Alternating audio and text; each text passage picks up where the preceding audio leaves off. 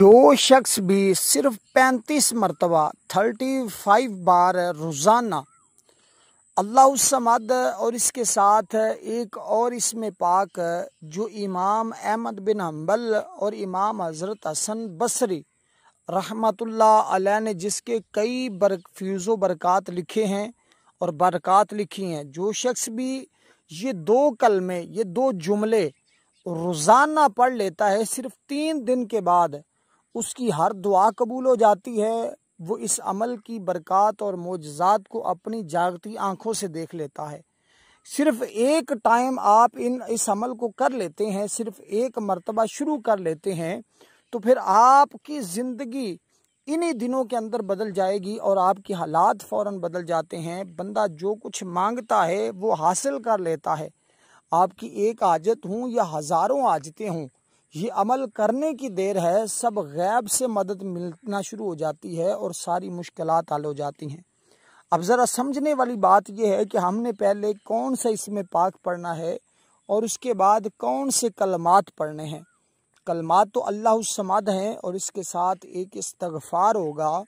ये दोनों चीज़ों को आपने कैसे पढ़ना है, कितनी बार पढ़ना है रोज़ाना और किस किस वक़्त में आपने पढ़ना है, ये मुकम्मल तफसील आप जान लीजिए और फिर इसी के मुताबिक आज शुरू कर लीजिए। सिर्फ 3 दिन के अमल से, यानी 3 दिन के अमल से आप अपनी बड़ी से बड़ी हाजत जिसको आप समझते हैं या नामुमकिन है, जिसके लिए आपने कई वजीफ़े किए होंगे, कई अमाल किए होंगे और कई बार दुआएं की होंगी, थक भी चुके होंगे, लेकिन बात नहीं बन रही होगी, तो फिर आओ आज अल्लाह वालों का बताया हुआ अमल जिसके ज़रिए उन्होंने कई मोजज़ात भी लिखे हैं, कई बरक़ात भी लिखी हैं, तो आज इस अमल को क्यों ना हम अपनी ज़िंदगी में शामिल करें, जिसमें नाकामी का कभी शुबा ही नहीं आता।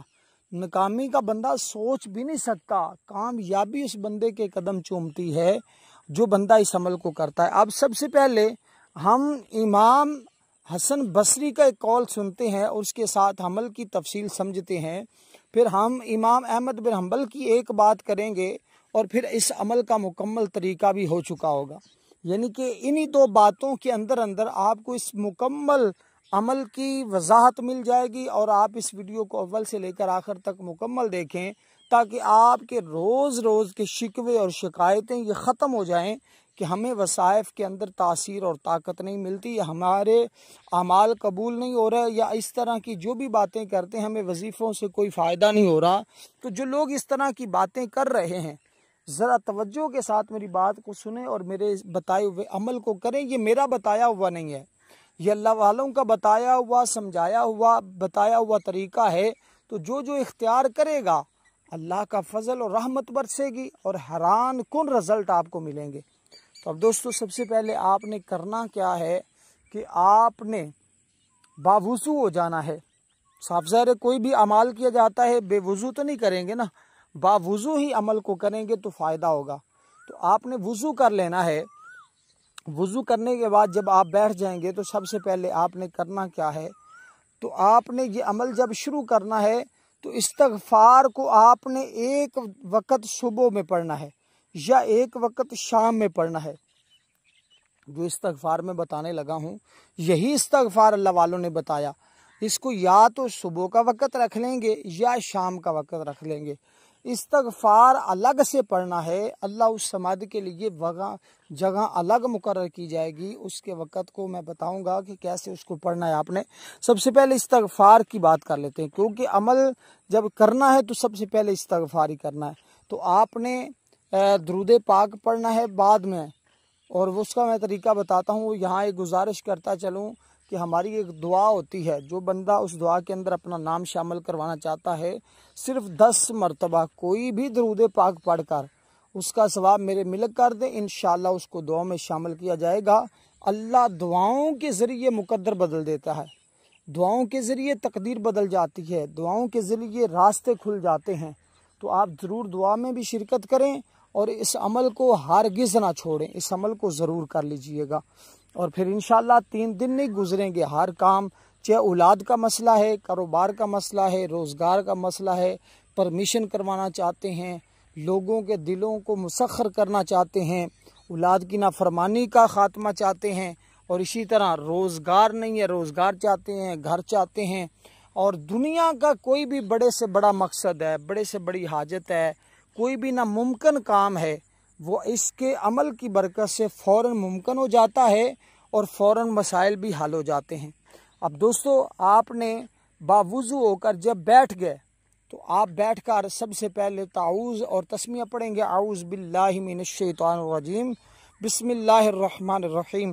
اب یہاں سب سے پہلے نیت کر لیں گے کہ باری تعالیٰ میرا فلاں مقصد ہے، فلاں حاجت ہے، فلاں پریشانی ہے، اس استغفار کی برکت سے وہ آپ کی ایک پریشانی ہوں، دو پریشانیاں ہوں، ہزاروں پریشانیاں ہوں، ان کا تذکرہ آپ نے پہلے کرنا ہے۔ اور یہ ایک راز ہے جو اس کی آپ کو انشاءاللہ آج سمجھ آ جائے گی، کیونکہ انما الاعمال بالنیات، ہم اگر نیت ہی نہ کسی کام کی کریں تو ہمیں فائدہ نہیں ہوتا۔ تو یہی لوگ اکثر بتاتے نہیں ہیں کہ ہم نے جب وظیفہ شروع کرنا ہے تو ہم نے اپنے مقاصد کو سامنے رکھنا ہے، اس کی نیت کر لینی ہے۔ امام حسن بصری کے پاس ایک شخص آتا ہے، آ کر وہ غربت کی شکایت کرتا ہے، تو امام حسن بصری فرماتے ہیں بیٹا جائیں، جا کر آپ استغفار کریں۔ وہ چلا جاتا ہے، دوسرا آتا ہے، وہ بھی امام حسن بصری کی بارگاہ میں آ کر شکایت کرتا ہے کہ میرے پاس اولاد نہیں ہے۔ آپ فرماتے بیٹا جائیں، جا کر استغفار کریں۔ وہ کہنے لگا حضور اب میں کس دن تمہارے پاس دوبارہ آؤں؟ تو آپ نے فرمایا کہ جب تمہارے پاس 10 بچے ہو جائیں اس کے بعد میرے پاس آنا۔ فرمایا یہ استغفار تمہیں رنگ دے گا۔ اور پھر وہ اس کو اللہ تعالیٰ نے اولاد سے نوازا، اور جس کے شکایت کی تھی کہ میری کھیت میں، میرے کاروبار میں برکت نہیں ہے، پھر جھڑ جاتا ہے، یا اس طرح کے مسائل وبائیں آ جاتی ہیں، بیماریاں، فرمایا بیٹا استغفار کرو۔ اب اللہ تعالیٰ نے ایسا کرم کیا کہ سب حالات بدلے۔ اور پھر اسی طرح جو بھی مسئلہ جس نے بھی آ کر بیان کیا، جس نے بھی جو بھی پوچھا، آپ نے فرمایا بیٹا جائیں، جا کر استغفار کریں۔ تو یہ وہ استغفار ہے، اور استغفار کے ذریعے امام احمد بن حنبل کے بارے میں ہے کہ کسی شخص نے، امام احمد بن حنبل ایک مرتبہ سفر پر تھے، اور جب سفر پر تھے تو ایک مسجد میں رات کو پڑاؤ کرنے کا ارادہ کیا کہ میں یہاں رک جاتا ہوں، لیکن کسی کو بتایا نہیں ہے۔ وہاں کا جو امام تھا، مؤذن تھا، اس نے کہا کہ بابا جی باہر نکل جو، تالا لگانا ہے، مسجد کو بند کرنی ہے۔ تو آپ فرماتے میں نے بتایا نہیں کہ میں کون ہوں، لیکن میں نے کہا چلیں باہر مسجد کے دروازے پر سو جاؤں گا، لیکن باہر سویا بھی نہ۔ باہر جب جا کر لیٹنے لگا، پھر اس نے کہا بابا یہاں بھی نہیں سونا، یہاں سے بھی چلے جائیں۔ فرماتے ہیں کہ میں وہاں سے ابھی چل رہا تھا، ایک نان بائی اس نے میری طرف دیکھا اور مجھے پکڑ کر اپنے گھر لے گیا۔ اس نے کہا بابا جی آج مجھے خدمت کا موقع دیں۔ اب اس نان بائی نے جو وظیفہ دیا استغفار کا، وہی میں آپ کی خدمت میں پیش کرنے لگا ہوں، وہی جو امام احمد بن حنبل نے بیان فرمایا نان بائی کی زبانی سن کر۔ اور جب آپ سنیں گے تو آپ حیران ہوں گے، اور آپ کی اس کے فیوز و برکات کو سمجھ جائیں گے۔ تو دوستو، اب اس نان بائی نے دیکھا کہ وہ امام احمد بن حنبل نے دیکھا کہ وہ تو استغفار کر رہا ہے۔ امام احمد بن حنبل نے اس سے پوچھا کہ تمہیں کبھی اس کے برکتیں بھی ملی ہے؟ اس نے کہا ہاں الحمدللہ، میں جو بھی ارادہ کر لیتا ہوں فوراً دعا قبول ہو جاتی ہے، جو بھی مقصد کر لیتا ہوں فوراً حل ہو جاتا ہے۔ میں نے بس اپنا وظیفہ استغفار کو بنایا ہوا ہے، اب میں یہ استغفار کرتا ہوں۔ فرمایا کوئی ایسی بھی بات جو تمہیں پریشان کرتی ہو جو حل نہ ہوئی؟ اس نے کہا کہ دنیا کے بڑے بڑے مقصد میرے حل ہوئے ہیں، لیکن ایک مقصد ابھی تک رکا ہوا ہے، اس کی سمجھ نہیں آئی کہ وہ کیوں نہیں پورا ہو رہا۔ تو امام صاحب نے فرمایا کہ کون سا؟ اس نے کہا کہ میری خواہش ہے میں امام احمد بن حنبل سے ملاقات کر لوں مرنے سے پہلے۔